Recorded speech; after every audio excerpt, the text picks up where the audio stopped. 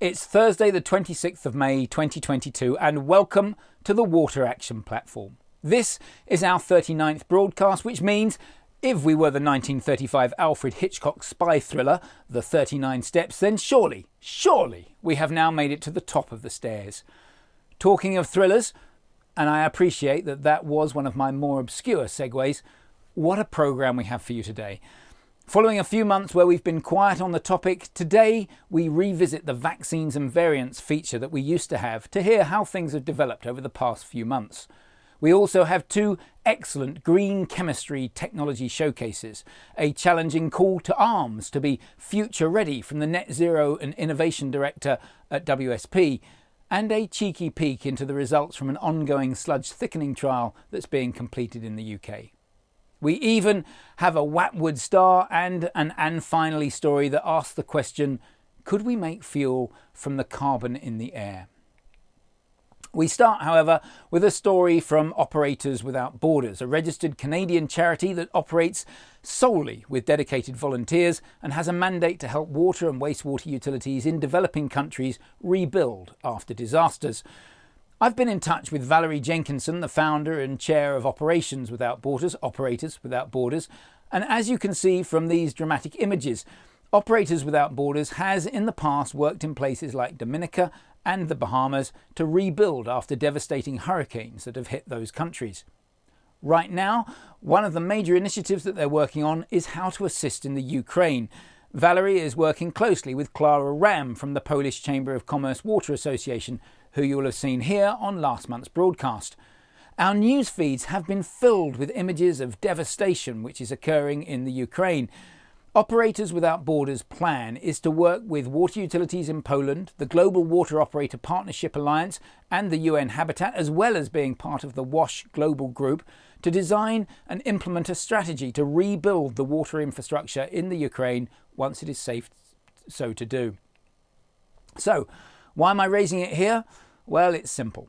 Operators Without Borders is currently developing a database of qualified water operators who are willing to volunteer and get involved.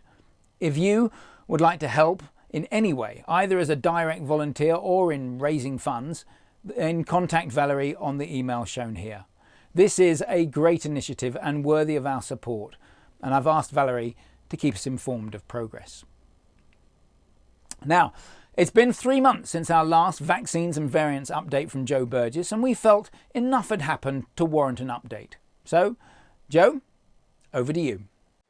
Thanks, Piers. Those who watched our February session may recall that I finished that vaccines and variants spot with a few words about this, riding the waves. Well, here we go again.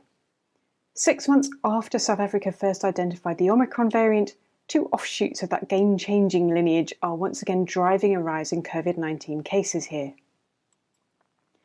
The newest variants are BA4 and BA5.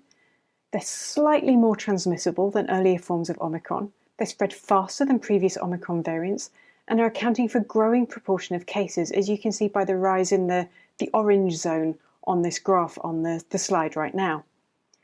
However, it's not all bad news. Other coronaviruses typically evolve in a ladder-like pattern, as shown here. The flu does this too. In other words, there is one major lineage, and every few years a new variant sweeps in, and all the others go extinct. Each dominant variant descends from the previous one, and that makes it very predictable. But we haven't seen this pattern with SARS-CoV-2 until now. The next big variant hasn't come from the last one. Omicron didn't come from Delta, Delta didn't come from Beta, Beta didn't come from Alpha. For 2 years, SARS-CoV-2 evolution has looked like panel B on this diagram, and this is incredibly puzzling. It makes it very hard to design vaccine boosters for use annually the way we do for each flu season, and it makes it really hard to predict waves. But it might now be changing.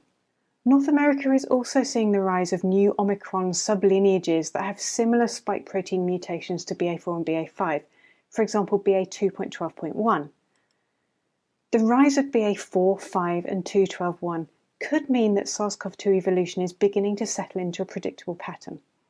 If SARS-CoV-2 does continue along this path, then its evolution could come to resemble that of the flu.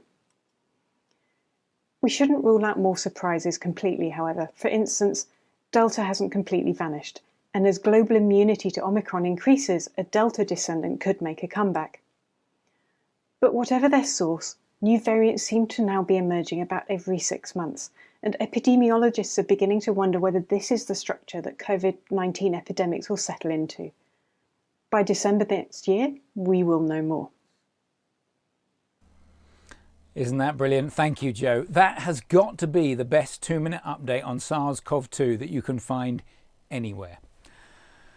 Now, we have a call to action from Andrea Gysin, formerly the Head of Innovation and R&D at Thames Water and now the Innovation and Net Zero Director at WSP, one of the world's leading professional engineering service firms.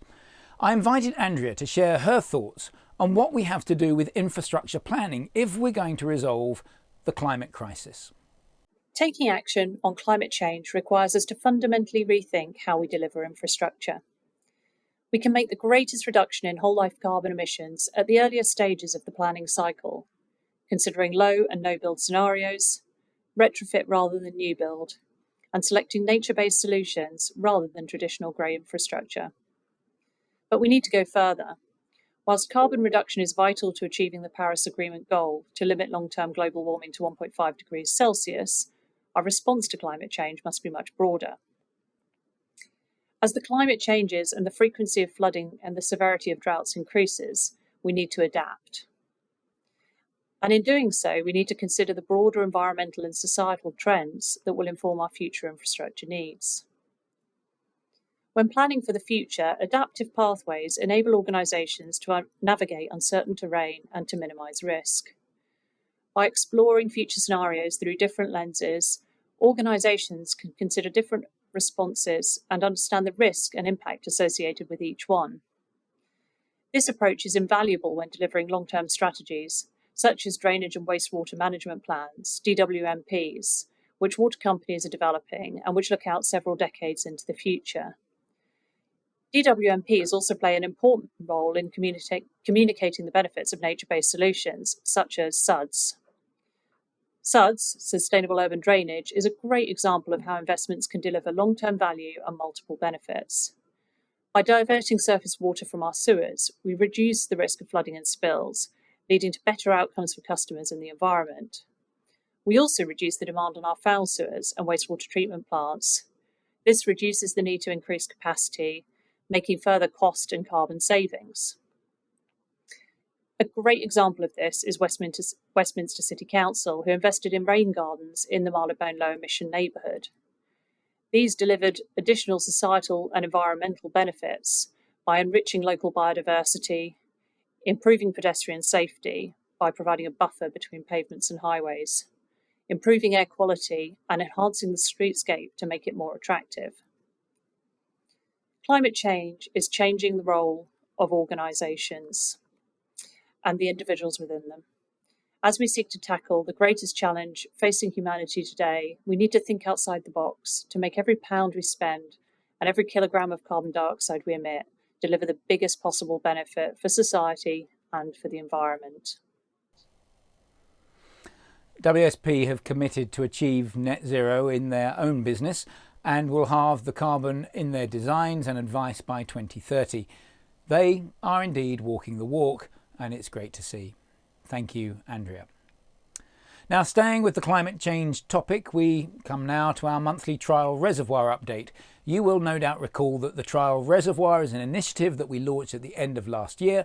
It provides funding to people and organisations who want to trial a technology on the understanding that if it works, they will buy.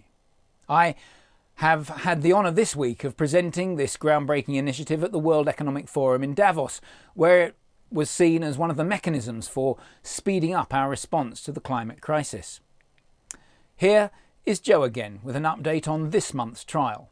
Last month we were in the Gambia with e-water services. This month we're in the UK with Orege. Hello again, peers. Yes, for today's Trial Reservoir update, we're going to Britain.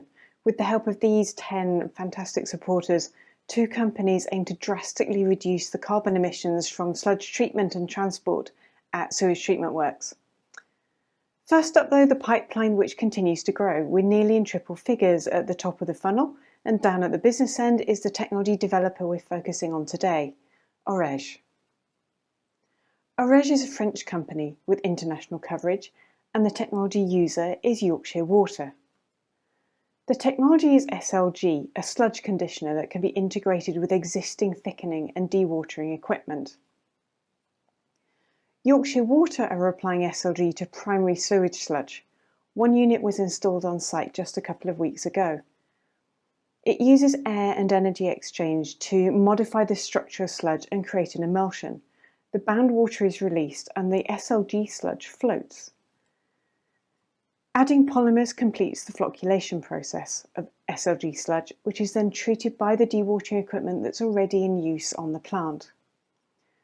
The SLG sludge is 6.5% dry solids and above, this from a variable feed of between 0.9 and 1.2% dry solids.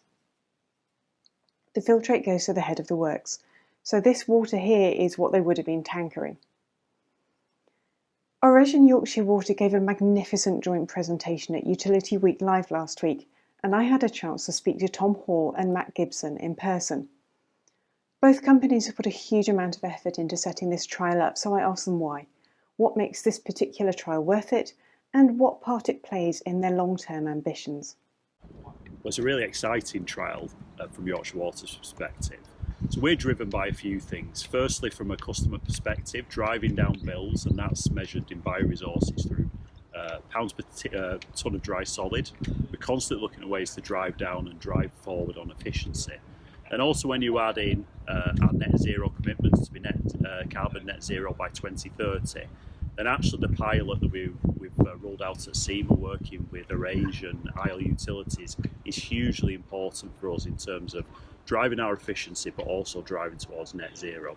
Very exciting. Working with Yorkshire Water was a great opportunity for us. We've rolled the technology out to some of the water utilities. Most of them have a different route to market. Excuse me. And we found that with the Trial Reservoir, that was hopefully a means to an end to get the technology adopted very quickly following a successful trial. A lot of the water companies are willing to participate in trials, but then subsequently it can be difficult to actually embrace the technology and have it installed and rolled out. And we find that the Trial Reservoir hopefully gives us a very fast route to market for that. So for us, we have an ambition to be the leading bioresources company in the country, and that's all about driving down our comparative efficiency, driving down our costs per tonne of dry solid. This trial really helps us on that journey. I think when you add to that the one-upmanship that we get from actually being the first water company to actually go through the Trial Reservoir, I think it's really exciting for us. I think that one of the things that we want to do is help the Isle Reservoir, Trial Reservoir, and the water companies to adopt the technology to help them to reach their net zero targets by 2030. The technology is instrumental in trying to reduce CO2, particularly by transportation movements and by the process on site. And for us, we're really excited to be part of that. It's been a long journey to this point. 65 different people at Yorkshire Water had to be involved in setting up the trial and purchase agreement before Orege could even go on site. But the early results are really promising, and at the end of this trial, we'll be able to see what the carbon emission saving is going to be. Piers, it's back to you. So my favourite bit of that was as the wind was blowing around, it was hearing Tom Hall from Yorkshire Water saying that he wants some one-upmanship of being the first utility to finish a Trial Reservoir trial and adopt. That was wonderful. Thank you, Joe. Thank you, Tom. Thank you, Matt. We now have two technology showcases, both with a green chemistry angle to them. The first is from Ferr-Tech in the Netherlands. Ferr-Tech have developed a patented process for the production of ferrate-6 in a stable and preservable liquid form. Often cited in the literature as a green alternative to conventional wastewater treatment chemicals, historically ferrate-6's reactivity has meant it has had to be generated on site and then used immediately. The clever thing that Ferr-Tech have done is change this limitation. With Ferr-Sol, ferrate-6 can now be stored for up to 2 months. It has triple the functionality and can be used as a coagulant, oxidant or disinfectant. Here is Richard Bruins, Chief Executive, to share how it works. Ferr-Sol is a Ferrat-6 in a fluid form. To give you a little bit of idea, it's an iron-6 based chemical. At the moment Ferr-Sol is added to the water, it immediately releases two oxygen radicals, starting the oxidation, but also the disinfection. From an iron-6 start product, we move into an iron-3, and in these steps from iron-6, iron-5, 4 and 3, we move from oxidation to disinfection and in the end coagulation, and the residue in the water is a reduced number of irons. It's an ultra strong oxidant. If you look into the redox potential of other solutions provided in wastewater treatment facilities, for example ozone or chlorine, you see that the redox potential is 2.2. So it's the strongest oxidizer known to be applied in wastewater industry. What can you achieve with Ferrat-6 and Ferr-Sol? First of all, comply to the higher environmental standards which are coming into force all over the globe. Possible harmful chemicals which based upon aluminium or sulfur are becoming more and more non-accepted. Now with Ferr-Sol we play an important role in setting higher environmental standards and to comply to them, but also reduction of the application of chemicals due to the strength of the oxidizing. We have no harmful byproducts. And to give you an example on an application is to decrease phosphate levels with over 99%. This can be in an influent stream, but also in an effluent stream as a polisher. And overall, reduction of sludge is also an important part of, for example, the business case, but also the CO2 footprint of a company.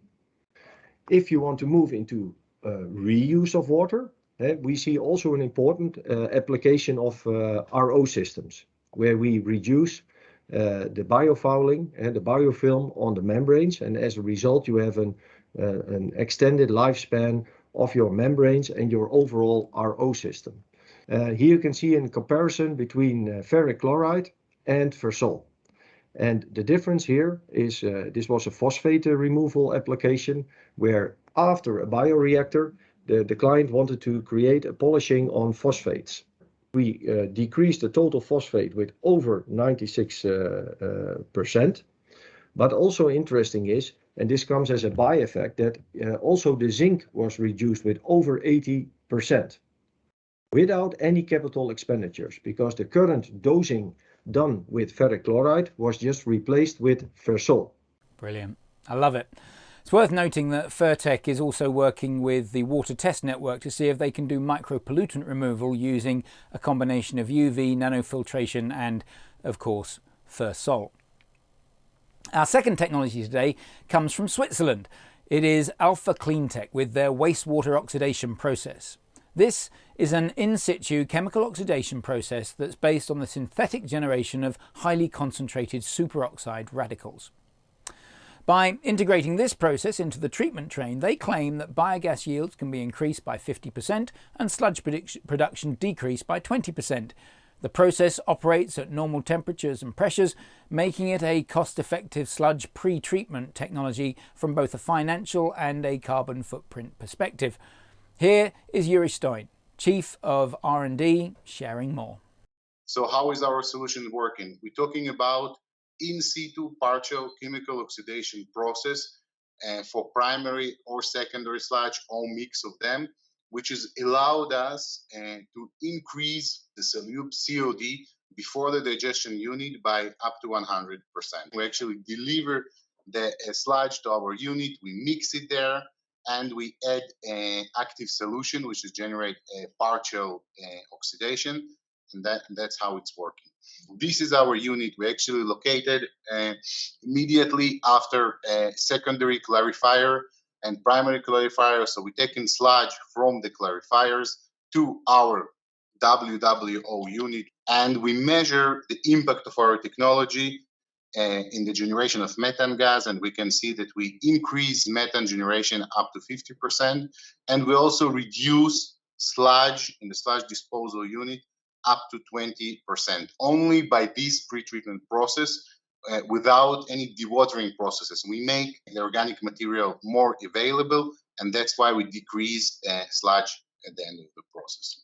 This is the chemistry behind our process. We actually add superoxide radical, which is allowed to us very fast oxidation of organic material, and actually make the organic material much more available to the biological treatments. And our end products are natural materials. We're talking mainly about oxygen, water, and carbonate salts, which is not damaging and not interrupting the digestion unit and what's going on in the digestion unit. So we are even not changing the pH in the digestion unit. So a little bit results of the slide. You can see here again the picture of the unit. The unit is extremely simple and extremely small. And our energy requirement is less than 1 kilowatt hour. The pilot running is already 7 months, so the results are stable.